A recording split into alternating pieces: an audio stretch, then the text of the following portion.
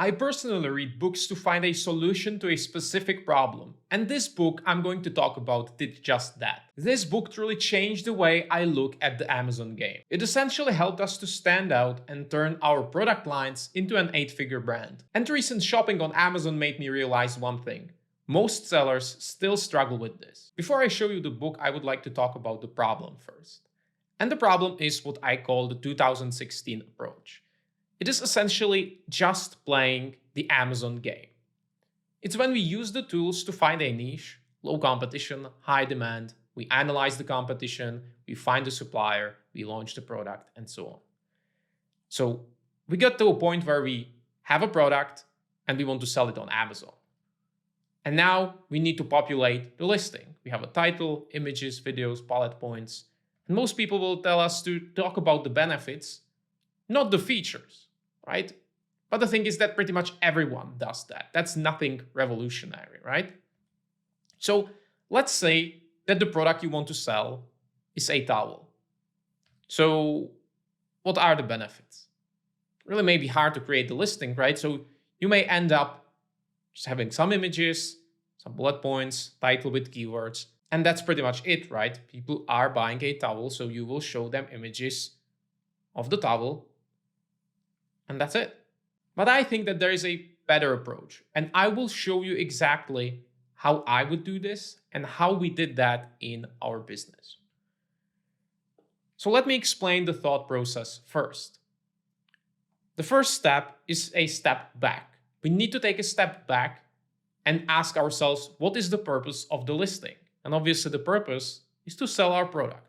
What does it mean to sell something, right? That is a transfer of belief. That is a transfer of belief that the product will get someone, the potential buyer, from their current situation to their desired situation. It may be hard to wrap your mind around this. What kind of transformation are we talking about? They simply want to buy a towel, so what's the transformation, right? The thing is that it doesn't have to be a life-changing transformation. For example, someone is overweight, that's their current situation, and their desired situation is that they want to be fit. But it can be something as simple as this, that someone is currently tired and they want to feel fresh.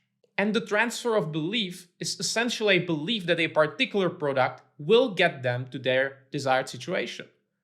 So let's say if we sell coffee, there is a belief that the coffee will make them fresh, and we need to transfer the belief to them. But before we can transfer the belief, we have to establish trust. They need to trust us first, so we can then transfer the belief. So we will use the trust we established to transfer the belief that our product is a solution that will get them there. And the first step to establish the trust is to understand the customer, to understand their desires, their needs, their expectations, but also their fears and their doubts. And now I understand that it may sound really confusing, but I promise that this will make sense. So this is the book I'm going to talk about. It's Building a Story Brand by Donald Miller. And this book has a framework that makes the process easier. It really unlocks a different perspective to look at this whole process. And it will also help us to structure our listings in a significantly better way. So this is the framework that makes the process easier. So there is a character that is a potential buyer, and they have a problem. They want to get from their current situation to their desired situation. That's the problem. They want to get there. And they meet a guide. That's our brand. And the guide will give them a plan that ends in success and also helps them to avoid failure.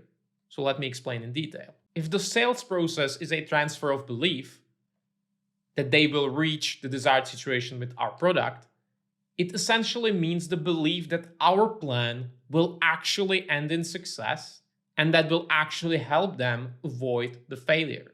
That is the belief that the plan, the product, will work. It's the belief that the product is the solution. And now what about trust? How do we establish trust?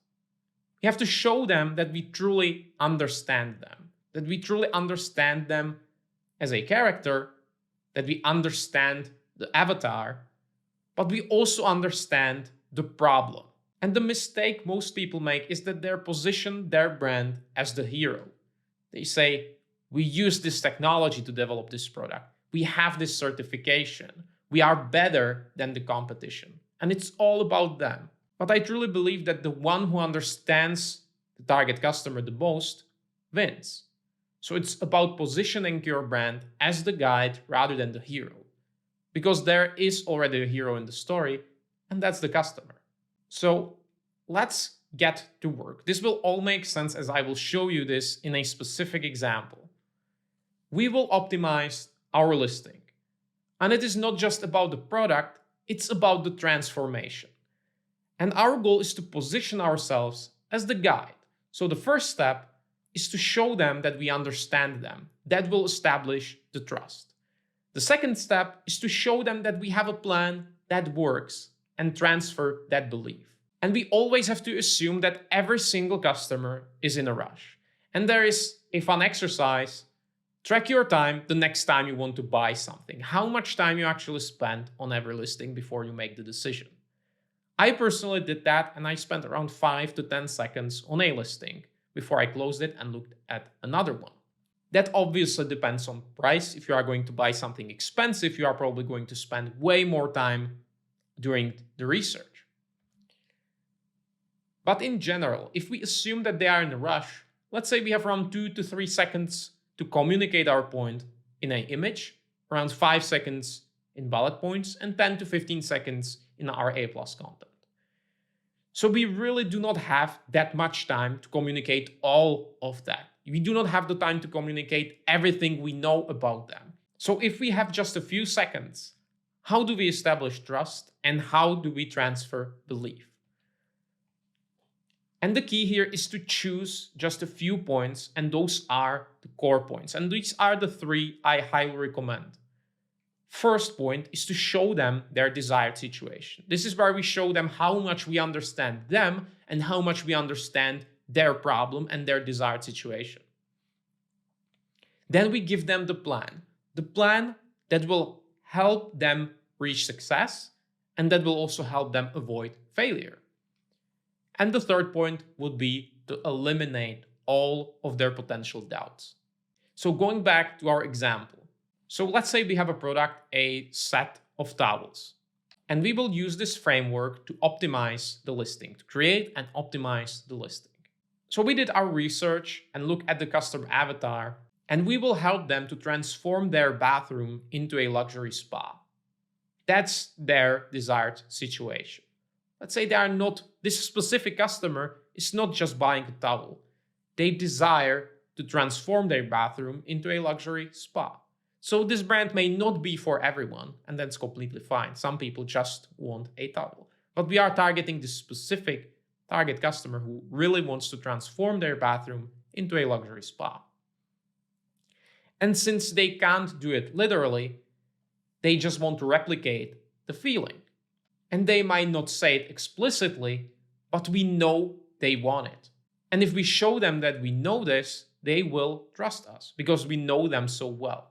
And once they trust us, we can transfer the belief that this product will actually help them reach their goal. So once again, we have the character.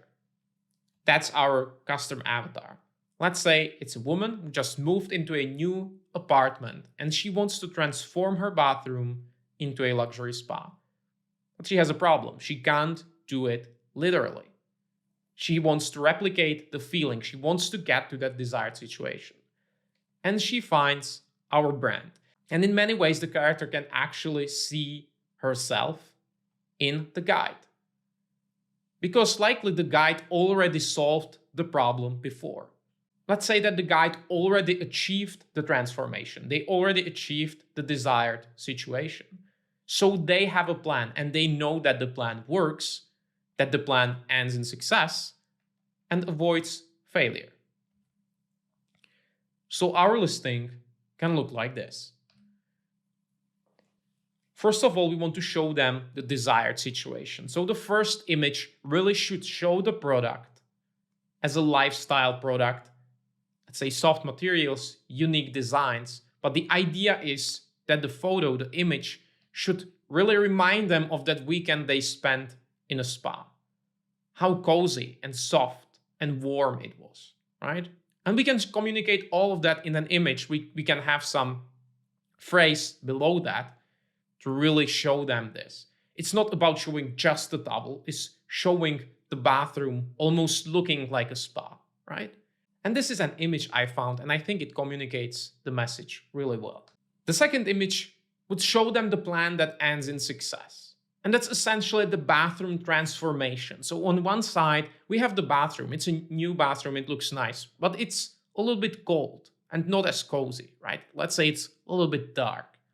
And then we have the transformation. It's warm, it's cozy, because we used the towels. We put one here and another one over there. And now it almost looks like the spa just by using the towels. The transformation is so simple, yet it works. And we also give them a plan that avoids failure, because the failure might be that the towels won't be as soft as they were if they bought it after some time, right? So we will give them a plan that helps avoid failure. And it's very easy to follow how you should care about your towels so they are still so soft and so nice and so cozy after a long time. So we will give them a plan that is very easy to follow, right? Everyone can follow this plan. That's important, that even people who don't know how to take care of their towels, they can use this and they can essentially become pros at this with a simple plan, right? That's a plan that avoids failure. And the last point is to eliminate potential doubts. And probably the biggest doubt with towels is that they are not as soft after a long time, after a year, 2 years. Let's say they are buying expensive towels and their doubt is that they wash them a few times and they won't be as soft because the towels they already have at home after 20 washing cycles were not as good.